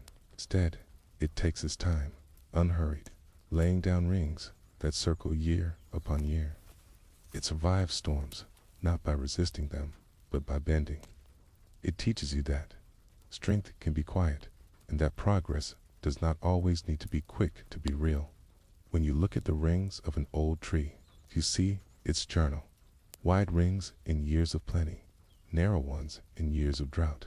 Each line is a record, a memory etched into wood. The tree does not forget, but it does not cling. It continues to grow, always upward, always outward, even after hard seasons. It teaches you that life, too, can move slowly and still endure. The second lesson is generosity. Through the mycorrhizal network, trees share resources. An old tree, rich in carbon, feeds saplings shaded beneath its branches. A cluster of young trees, thirsty in drought, may receive water sent through roots from their stronger neighbors. This is not charity, it's survival through sharing. The forest shows you that strength is multiplied when it is spread, that the tallest thrive not by hoarding, but by giving. In the dim light beneath a dense canopy, a sapling cannot survive alone, but with nutrients passed quietly through the soil, it gains a chance. The forest teaches that survival is not only about competition, but about cooperation. That sometimes the best way to live is to help another live. The third lesson is balance. In a forest, nothing exists alone. Fungi feed on roots, but in return, they bring minerals and water. Insects chew leaves, but birds feed on the insects. Fallen branches decay into soil that feeds new shoots. Death itself becomes food for life. Everything is woven into a cycle where nothing is wasted. Nothing is truly alone. The forest teaches you that balance is not stillness. It is motion, a give and take, a rhythm of loss and renewal. Balance is not a frozen state, but a living one, constantly shifting, constantly adjusting. It reminds you that in balance too much taken, too little given can unravel the web. And so it shows the wisdom of restraint. The fourth lesson is resilience. Fires sweep through, storms tear branches, beetles infest bark, yet the forest returns. New shoots rise from ash, fungi cling to soil, waiting for roots, seeds sleep until conditions are right. The forest bends, breaks, and regrows. It is fragile, yes, but within that fragility lies the capacity to heal. This resilience does not mean invincibility. It does not mean endless recovery, but it shows you how life finds its way back again. and again, if given space. The forest teaches that resilience is not about avoiding hardship, but about moving through it, about finding renewal in what seems like an ending. The fifth lesson is humility. A tree does not rise for its own sake. It does not claim the sunlight without also creating shade. Its roots dig deep, not just for itself, but for the fungi that weave through them. Its fallen leaves become soil for the next generation. The forest reminds you that every life is both giver and receiver, part of something larger than itself. You realize, standing here, that the forest teaches not by lecture, but by presence. Its wisdom is slow, wordless, spread out across centuries and across species. We learn not by listening to sound, but by noticing patterns, how one life feeds another, how silence holds meaning, how time stretches longer than you thought possible. Perhaps the deepest lesson of all is interconnectedness. Nothing here is separate. The tree above ground is tied to the fungus underground. The fungus is tied to minerals in the soil. Okay, the minerals are tied to rain that falls from the sky. Okay, the rain is tied to clouds, and the clouds to the wind, and the wind to the sea. To touch. One part of the forest is to touch all of it, because it is not many lives, but one life, expressed in countless forms. This lesson is not only for the forest, it is for you. Your life, too, is woven with others. You are sustained by fields you did not plant, by air you did not make, by knowledge passed down through voices you will never meet. You are not alone in the way you sometimes think. Like the forest, you live because of unseen connections threads that bind you quietly to everything around you. As you breathe in the forest air, you feel this lesson settle softly inside you. It's a reminder that the roots of your life stretch outward, that giving strengthens, that patience builds, that resilience heals, that humility steadies, that balance sustains. And yet, the forest does not insist you learn, it simply exists. Its lessons wait, always ready, for whoever leans close enough to see. In the hush of this awareness, another thought begins to stir. For if the forest teaches so patiently, if it whispers its wisdom through roots and rings, then perhaps the greater challenge is not what it offers, but whether we are listening. And that reflection leads gently into another question, one that the trees themselves cannot answer, but that hangs like a soft echo in the clearing. If we cannot listen carefully enough, what might we lose before we truly understand? The forest does not shout. It does not cry out with sirens or alarms. Its warnings arrive slowly, in the absence of birdsong, in the thinning of branches, in the silence of roots cut off from their neighbors. To most of us, these changes come too quietly to notice, and by the time we do, the lesson has already been lost. Imagine standing at the edge of a clear-cut slope, quaint. There were trees rising like columns, a network humming beneath your feet. Now there is open ground, exposed, soil, and air heavy with a different silence. This silence is not the soft quiet of a forest at dawn, but an emptiness and absence where communication once flowed. The web has been severed. The forest's first warning is disappearance. Each time a tree falls to the saw, the connections woven underground unravel. The threads that carried minerals, water, and messages collapse into broken strands. A sapling that might have been nourished by its parents' dance, starving. Signal that might have warned neighbors of drought now ends abruptly. With every tree lost, the language of the forest is weakened, syllable by syllable, till the whole chorus fades. The second warning is imbalance. Forests have always known change storms, fires, even human presence. But balance is fragile. Remove too many old giants, and the young lose their guardians. Strip away fungi with chemicals, and the roots become deaf and blind. Build roads that split the soil, and the threads cannot reach across the divide. The system that held together for centuries begins to collapse, not with a single act, but with many small cuts. And yet, we rarely see it in time. For us, years pass quickly. For forests, centuries do. What feels to us like a short harvest cycle may span the life of an entire tree. We think in decades, while forests speak in millennia. In this mismatch of time, we cut faster than they can heal. The third warning is silence. When forests vanish, so do their voices. Birds leave when branches are gone. Insects disperse when undergrowth dries out. Soil hardens when roots no longer break it apart. The silence grows heavier until even the wind carries less music. The forest does not raise its voice in protest, simply stops speaking. But silence is also an answer. It tells us that the conversations are ending, that the chorus that once shaped climates and cycles of water is withdrawing. A forest cut down does not negotiate. It simply ceases, and with it, the lessons we never learned. The fourth warning is fire. Without roots to hold moisture, without shade to keep air cool, the land dries. Fires that once passed through quickly now rage longer, burn hotter, reach deeper. These fires do not only destroy trees, they scorch the memories stored in soil, wiping out fungi, seeds, and microbes. They erase not only what stands above ground, but the possibility of regrowth below. The forest does not set these fires. But when balance is broken, flames become louder than whispers. In their glow, you can see the urgency that the quiet roots could not convey. The fifth warning is absence within ourselves.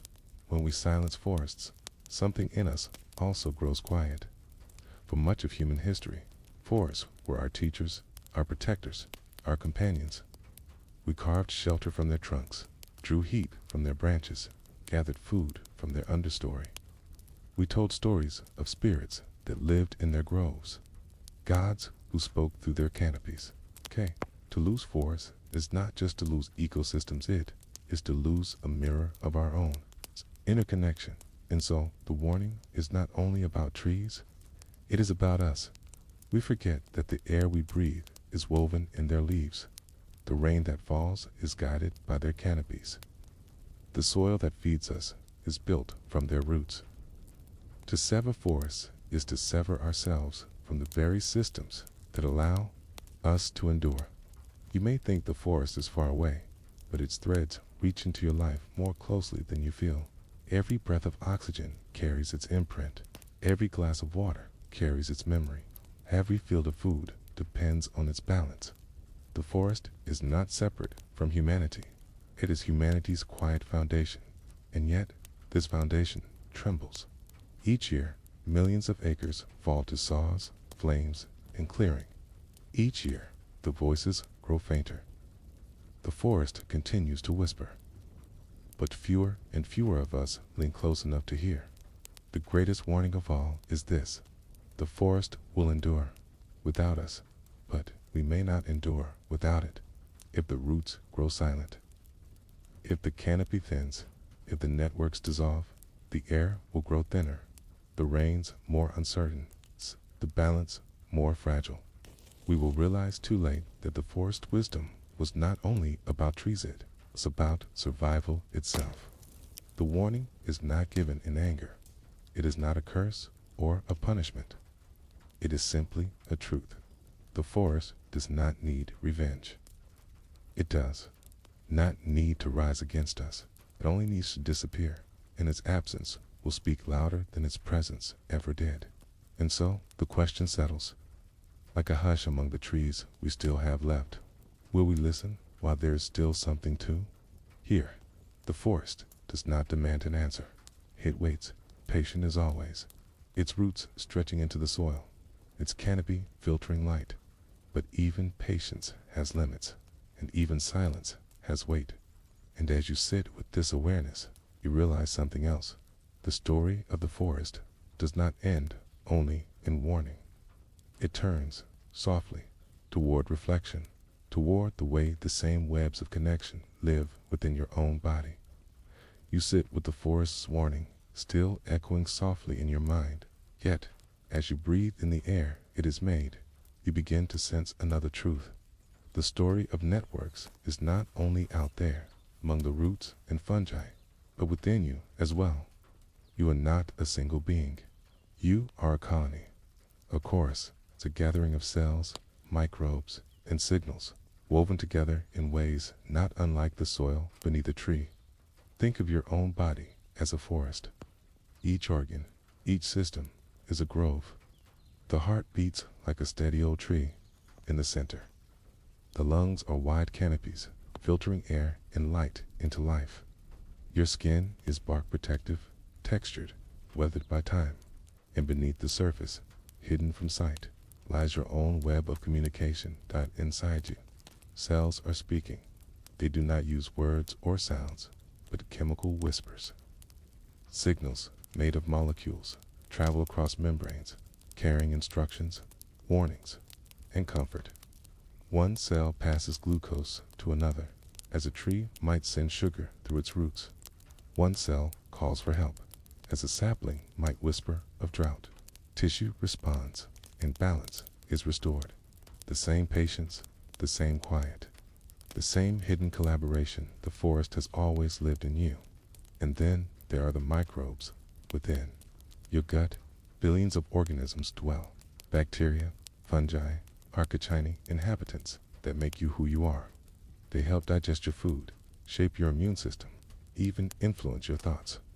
They are not intruders, but companions, bound to you in the same way fungi are bound to roots.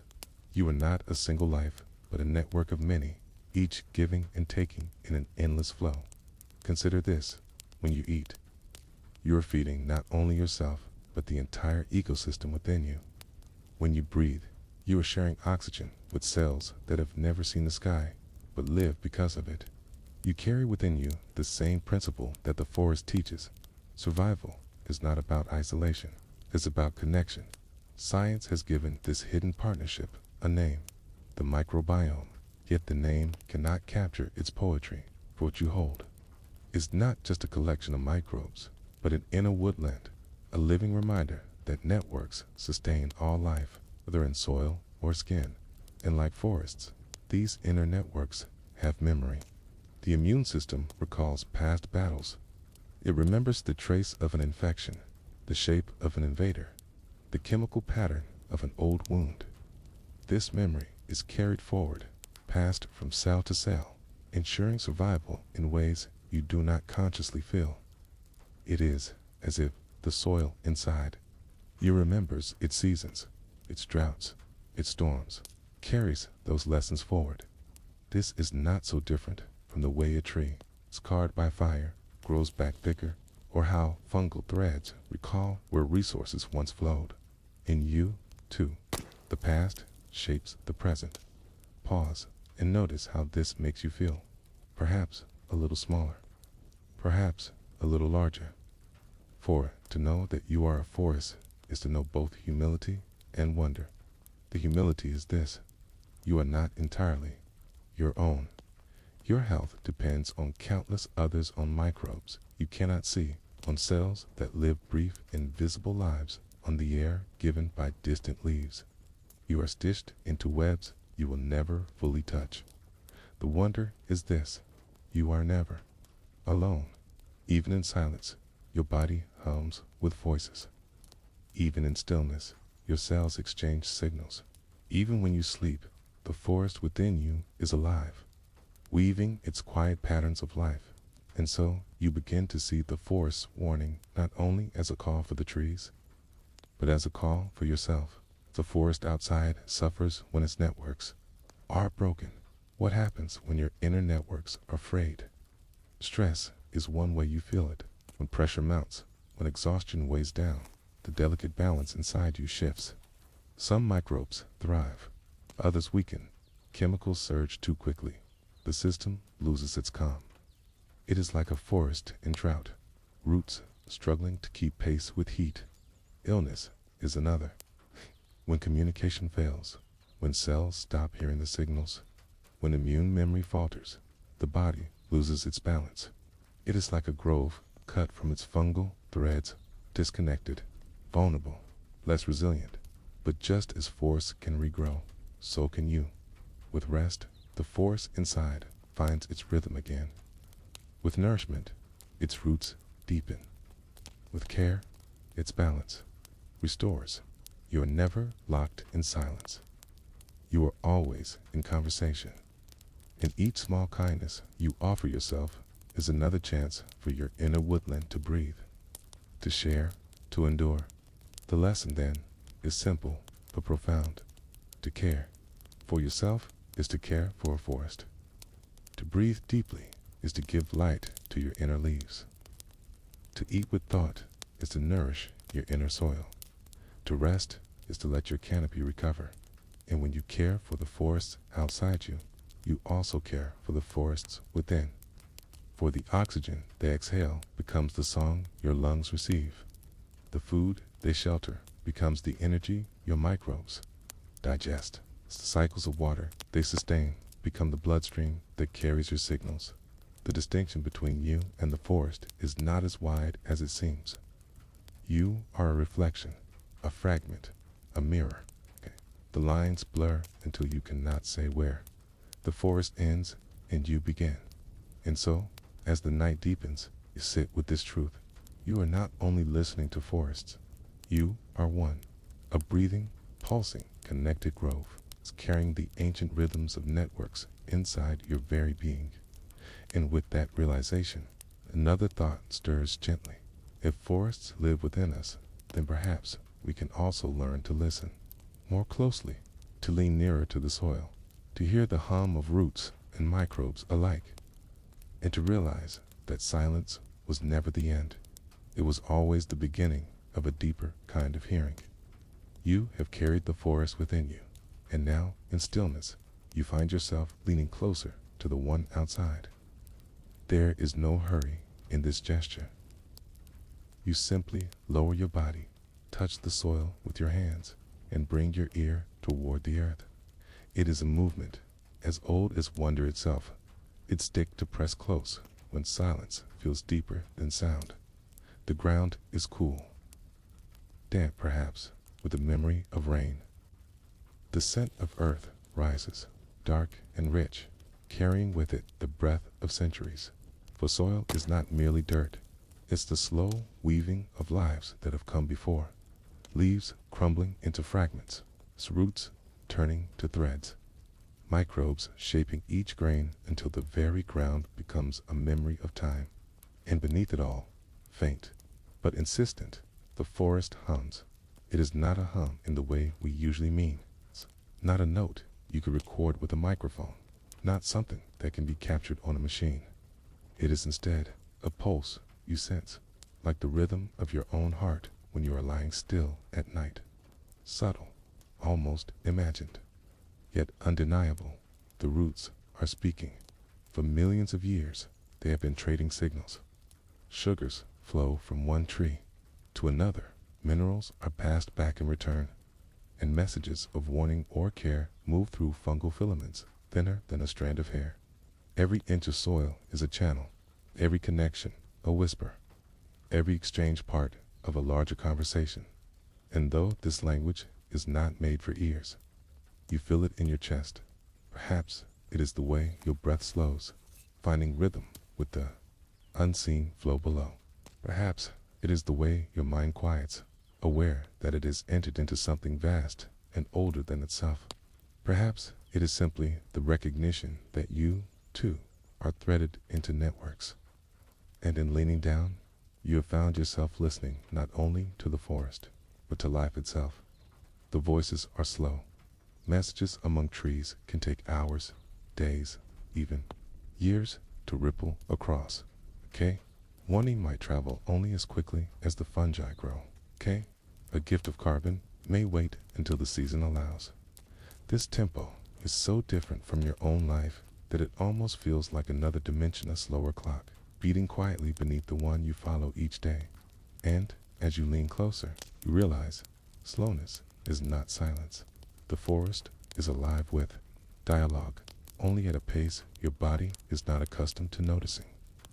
To hear it, you must let yourself stretch into their rhythm, as though setting your watch by the centuries instead of the minutes. You breathe deeper. The ground smells of moss and decay. Somewhere nearby, water seeps slowly through stone, and then a story begins to take shape. It is not told in words, but in connections. One tree, old and vast, is sharing sugars with saplings in its shadow. Another, wounded by insects, sends warning signals through its roots.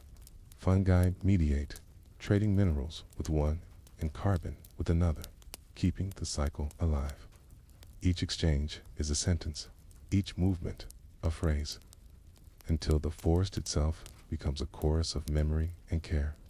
You imagine leaning even closer, so close that you could slip beneath the soil, traveling along those threads like a traveler on a hidden road.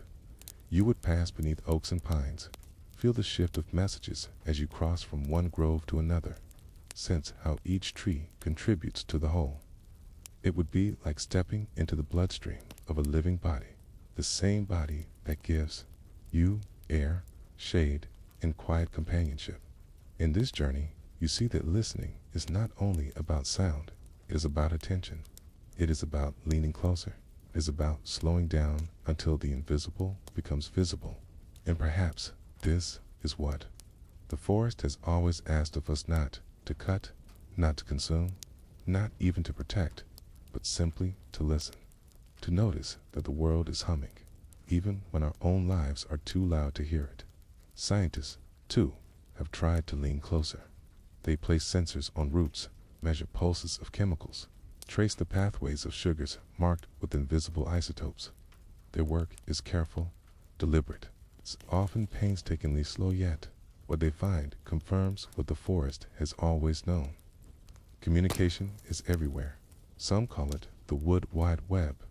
Others call it symbiosis, signaling, exchange. But you, listening now, know it by another name. You know it as a kind of music. It does not rise or fall quickly. It does not demand attention. It simply waits, steady and enduring, like the hum of the earth itself. And when you tune into it, when you lean close enough to sense its rhythm, you realize that you are not an outsider. You are part of this network. It's your breath, your heartbeat, your presence in the forest. They too are signals, threads in the pattern, contributions too. The hum.you are not only listening to the forest is also listening to you. When you exhale, it breathes in your carbon. When you walk, the ground feels your weight. When you pause, the silence shifts, making room for you. This, perhaps, is what it means to belong, to feel that your presence is not apart from the chorus, but inside it, carried along as one note in an endless song. Time drifts. You are not sure how long you have been here, minutes or hours. The forest does not measure time the way you do. For it, a century may pass as a breath. For it, patience is not a virtue, but a fact of existence. And in this patience, you feel a gentle lesson settle into you. There is no need to rush. The voices of the forest will continue long after your footsteps fade. The network will endure through storms and seasons. The hum will go on, whether you listen or not. And yet, by leaning closer now, you have joined the conversation, okay? Even if only for this moment, you have been part of the slow exchange that sustains life. And so, you rest your ear against the earth one final time, letting the hum wash over you like waves. It is not an ending. It is not even a beginning. It is simply the forest, speaking as it always has, waiting for us to remember how to hear. The thought drifts through you if the soil holds memory. And if you, too, are a force within, then perhaps what you hear now is not only the voice of trees, but the voice of life itself, slow, patient, unbroken. And as that realization lingers, you are left with a question that is not urgent, but infinite. A question that stretches forward, like roots into darkness. If we learn to lean closer, to hear the hum of forests and bodies alike, what other voices, still hidden, still waiting, might we one day finally learn to hear? When you finally lift your gaze from the soil, It is not an ending, but a continuation. You have leaned close, breathed with the ground, and now your eyes wander upward, where another vast network stretches above the canopy. The trees rise, column after column, their trunks steady as pillars in a cathedral no hands have built. They branch outward, reaching, weaving into one another until the sky is softened, filtered through green. Between the leaves, pieces of light spill through, shifting gently with the breeze. It is here, in this layered ceiling of branches, that the forest writes another story. Not in hums of soil, not in roots and whispers, but in light. Light is the first language, after all. Before roots exchanged sugars, before fungi traded minerals, the sun poured down and leaves unfurled to catch it. Each leaf is a page, each tree a book, each canopy a library of light. The story they tell is not written in ink, but in photosynthesis, in the slow conversion of sunlight into food, air, and growth. You tilt your head back, your breath expanding with the view. The canopy is not a flat ceiling, but a layered architecture. Tall, emergent trees lifting high above, their crowns scattered. Beneath them, a middle tier, spreading broad and wide, clunk, still, shrubs and saplings, waiting in the understory. Together, they form a tapestry. Together, they divide the sky. Together, they share the sun. And yet, even here, there is balance. The tallest trees do not always starve the small. Patches of light fall through gaps, dappling the ground, allowing ferns, mosses, and seedlings to thrive. A storm may break a branch, and suddenly a flood of sun spills in, reshaping the rhythm of growth for years. This slow choreography ensures that no space is wasted, no ray of light forgotten. You imagine yourself drifting upward, as though the air itself could lift you. Slowly, you rise past the lower branches, brushing against leaves that catch your skin like soft hands. Higher still, the trunks thin and sway, until you are among the crowns themselves. Here, the world feels different, brighter, warmer, filled with wind. The canopy is not silent. Birdsong carries from every side. Insects move in invisible clouds.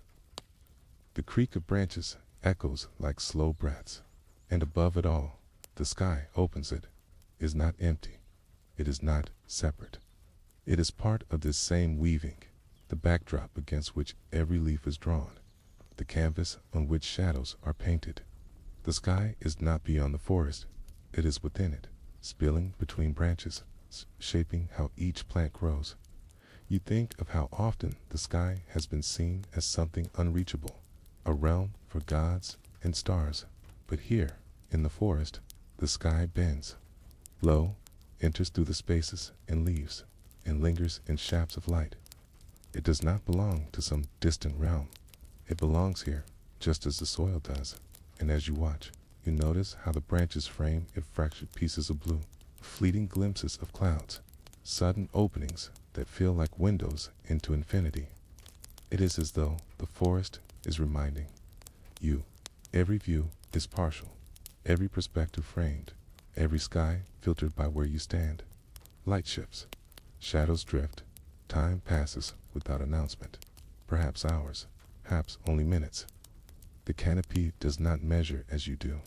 You begin to notice the way light itself is alive, the way it bends when a breeze stirs the leaves, the way it scatters when passing through needles of pine or spreads in green glow through a broad oak leaf, the way it moves across the forest floor like a slow tide. It's feeding one plant before leaving to feed another. You realize that the forest has two networks, one beneath the soil, dark and unseen, and one above, woven of light and air. They mirror each other, roots and branches, shadows and sugars. Both are languages, both are maps of connection, and in between, you stand part of both, leaning first downward, now upward, bridging the two with your own body. The forest seems to draw your attention outward, past the canopy, toward the sky itself. You watch as clouds drift slowly, their edges glowing in sunlight. A bird glides across, its wings tilting in silence. The blue above stretches unbroken, carrying with it a sense of distance so vast that it feels almost like water. Sea turned upside down, and just as the soil carried hums too slow for ordinary ears, the sky too carries messages too wide for ordinary eyes. Winds moving across continents, dust lifted from deserts and carried to nourish faraway forests. Rain forming in places unseen, preparing to fall days or weeks from now. The sky is not empty. It is another network. You remember that the air you breathe now may once have been exhaled by leaves oceans away, but the particles glowing in this shaft of light may have traveled through storms before settling here. Okay? That every breath is an inheritance, passed from cloud to tree to you. And in this awareness, the canopy becomes something more than branches. It becomes a threshold. Beneath it lies the soil, deep and humming. Above it lies the sky, wide and unbroken. Between them, the canopy stitches both worlds together, creating a place where you may stand and belong. You rest in this thought. The branches sway gently. The sky continues its slow drift. Your body is still, but your awareness expands outward, upward, across. There is no hurry. The forest does not ask for haste. Perhaps this is the gift of leaning closer, then lifting higher, to realize that every part of the world is speaking, but always in its own pace. Soil hums in centuries. Sky drifts in cycles. Canopy balances between the two. And so you breathe once more, this time not into the soil, but into the air, letting your breath join the same sky that bends down through the branches. It is a simple act, yet, like leaning close to the ground, it feels like a way of listening, a way of belonging, a way of saying, I, too, am part of this forest, this canopy, this sky. As the thought settles, you find yourself wondering not with urgency, but with curiosity that stretches like light through branches. If the soil holds the memory of roots, and the canopy writes the story of light, then what stories are still waiting in the sky, where branches cannot reach, but where breath still carries us all?